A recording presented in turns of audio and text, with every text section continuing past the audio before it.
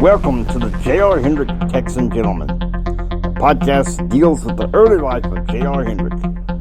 And now, here with this episode called J.R. In Controll. Reading is Jimmy and J.R. 2:20 p.m. Central. Been napping in the Center for Public Affairs when Jennifer Bowers wakes me up because my phone is ringing. It's Dr. Galworthy. What? 84? JR said. Thank you. JR, let's have another early dinner out. We can celebrate, Jennifer Bowers said. I hope you don't mind Orlando's, because I've worked up an appetite. 4 p.m. Eastern. At the mansion at Chevy Chase Potomac, Jim is meeting with his dream team. David Rosenberg said that he was willing to go with his wife to New Orleans, but that he were to Baton Rouge, but he worried about it taking him away so much of his work. Now look here, Avery Covington said, pounding his fist on the table. Sir, you do contract law and business consulting for Jim. Strong enough, and I think your wife could have a good vacation from the kids with a damn good governess sent to your home. We need this trip to Baton Rouge in order to help generate some good things for Jim. He's having a hard time adjusting and getting ready to be under field later. So, I figured we'd cut him some slack.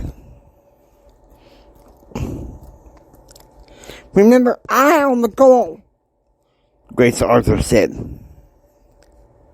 The important thing is follow through. Don't be afraid of what this could cost, because we're never alone. Even though Jim is going to a religious event, he'll be there to meet with us. Go home and pack up, Avery said. And don't forget, Steve Moore said, we're going to watch for a featured event and help come up with ideas for Jim.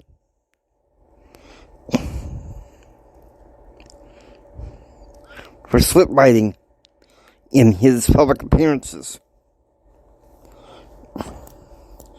The rest of the meeting was pretty well, with Jim, Steve, and Avery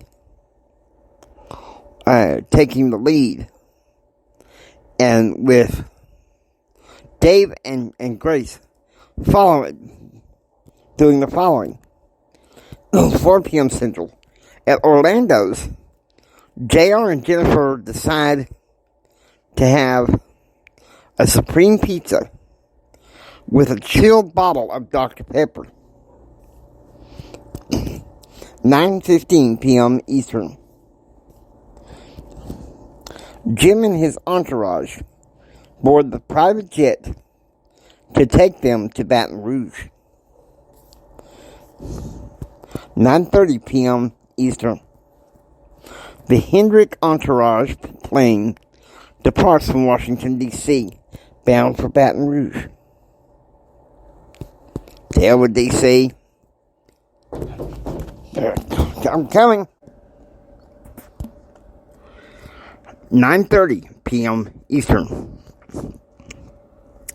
The Hendrick entourage plane departs from Washington, D.C., bound to Baton Rouge. To hell with D.C. and to hell with Claude, Jim said bitterly. Maybe you need a better friend than Claude, Blake Carter said. 11 p.m. The Hendrick party touched down in Baton Rouge and take the limo to the Holiday Hotel Express. 1 a.m.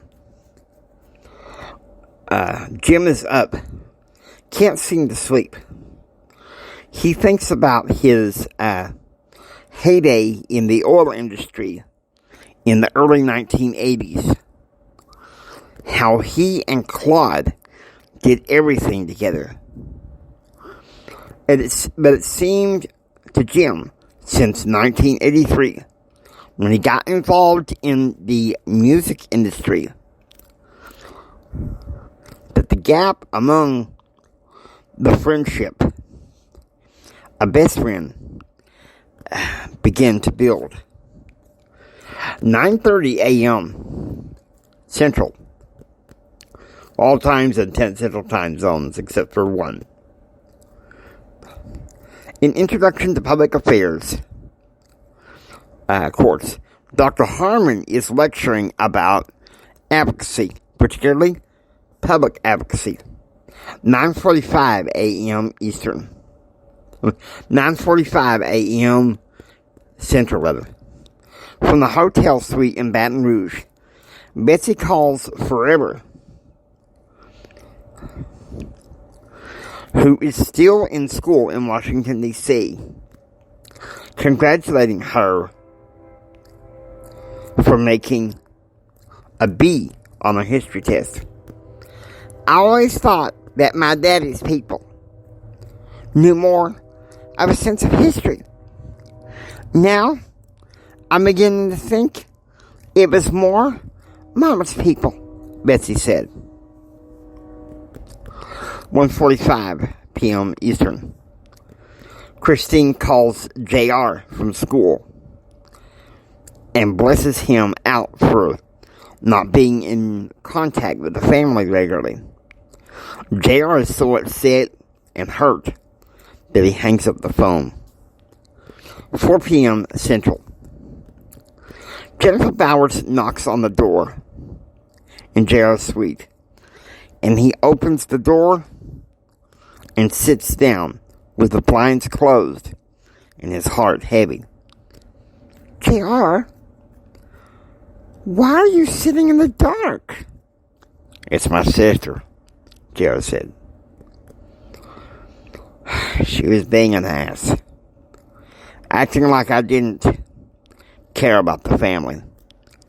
JR, to hell with Brad. We're going to Swainfield tomorrow. And we're going to meet my real friends back home. You do realize I do have a flight to Houston early Saturday morning? Yeah. And Saturday night, I'm going to have a party that people can't forget. 7 p.m. Central. Meanwhile, in Baton Rouge, Jim and Betsy had a full day. Jim had a lunch meeting with Eleanor Bullets, managing director of the U.S. Small Business Administration in New Orleans. She, ironically, a Republican, had asked Jim to come with her tomorrow to the talk radio convention. necessitating Jim's exclusive interview with Blake Carter to be sometime in the afternoon or evening. However, Blake mentioned perhaps interviewing him in the early morning. At the same time, Betsy had been trying to contact her friend, Fern, but to no avail. When she couldn't do that, she went shopping for dresses with Katie Carter, and then met John Wesley Clark, an agriculture commissioner, for lunch, and then discussed the future of Springfield. 9:15 p.m. After interviewing Michael Pierce, Jim sits in the dark in his hotel suite, deep in thought. He knows that early comes tomorrow, along with the activities, the exclusive interview with Blake Carter, as well as attending the 1994 Talk Radio Convention opening day.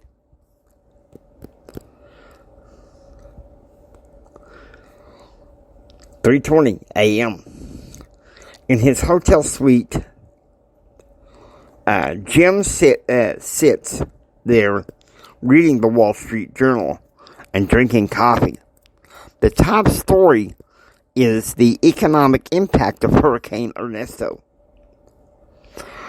Jim is beginning to see that what Blake Carter prognosticated about the Clinton administration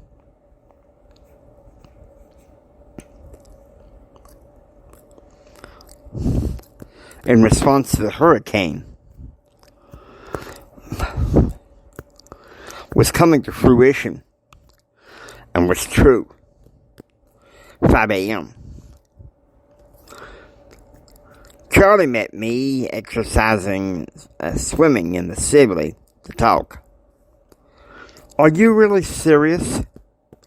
You're really going to the ranch today with Jennifer Bowers?" Charlie said. "I want her to meet my friends back home.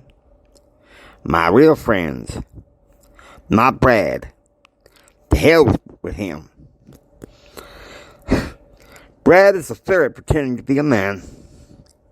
Still, it's heartless for your dad not to allow him on the ranch.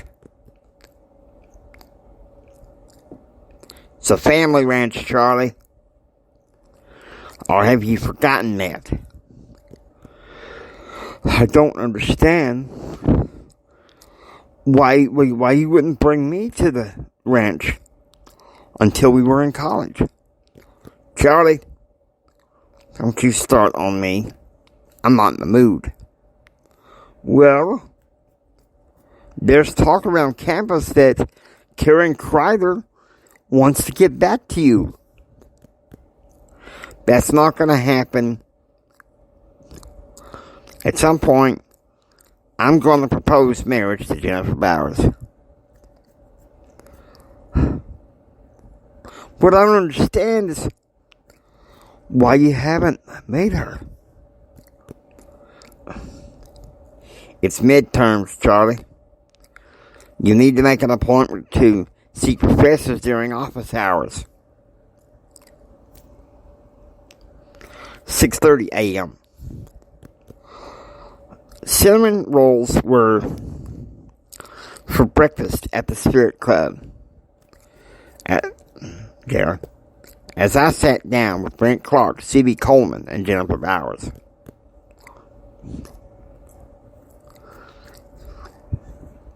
Man, don't worry about Charlie Nation. He's a little man in the small world, C.B. Coleman said.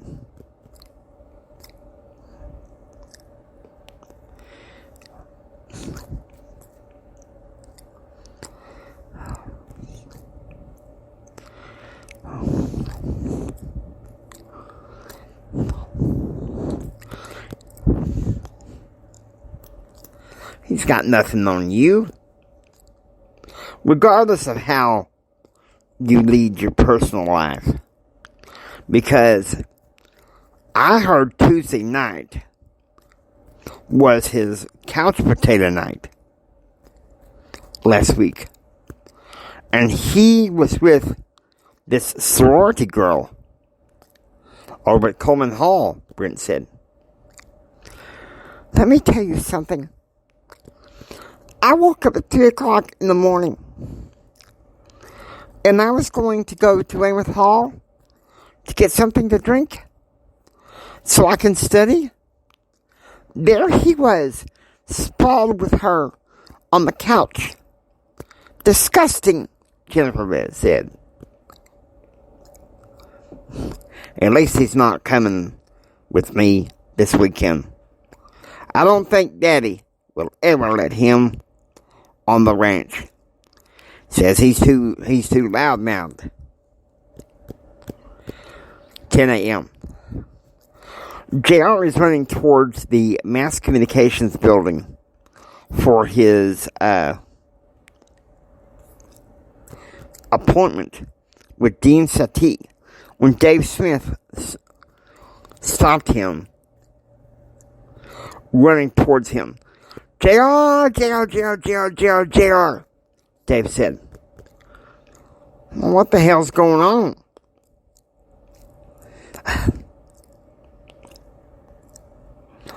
And student government, the position of editor for the Daily Raider opened.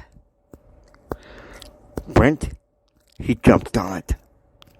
Election day is the same day as the national election day. It's November 8th. Thank you, JR said, running towards his appointment. 10:30 a.m. Outside the mass communications building, Karen Kreider stopped JR. Why won't you talk to me? Karen said. When we broke up, you told me that you were done with hanging out with me. And then I also told you that I was seeing somebody else. I can change. We can make plans together. Not now. 11:30 a.m.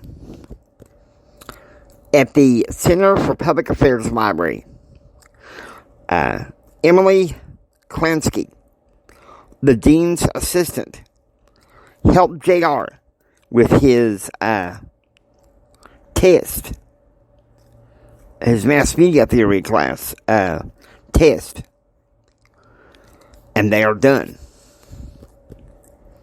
2 p.m. After lunch at the Holy Spirit Club and a swim, I returned to my room and finished packing. Jennifer Bowers would pick me up at 3. Meanwhile, his father is at the Talk Radio convention in Baton Rouge. Blake Carter is speaking about Clinton's negative impact on the economy.